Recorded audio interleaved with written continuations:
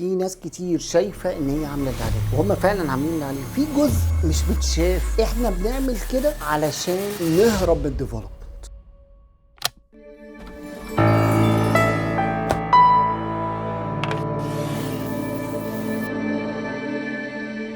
انا عندي محل شغال عليه، بتابع حساباته، بتابع الرصه بتاعت المحل، وبتابع كل تفصيله في المحل. لو انا اونر ده لا يكفي. ليه لا يكفي؟ لان انت مش حاطط جروث بلان للبزنس الخاص بيك. المحل ده ان هو يبقى فروع او برودكتس فيه اكتر، او ان هو بدل ما بيجيب لك 10,000 يجيب لك 100,000. هو ده اللي احنا بنعمله مع نفسنا. احنا بنشوف ان احنا عاملين اللي علينا في حياتنا، وعاملين كل التاسك والالتزامات اللي مطلوبه مننا، لكن مش حاطين ديفلوبمنت بلان تخصنا احنا شخصيا وتخلينا نتطور طول الوقت. اللي بنعمله في حياتنا هو اللي بنعمله في البيزنس. البيزنس محتاج تشتغل عليه اون بيزنس زي ما انت بتشتغل ان بيزنس، وحياتك محتاجه ديفلوبمنت اون زي ما هي محتاجه ديفلوبمنت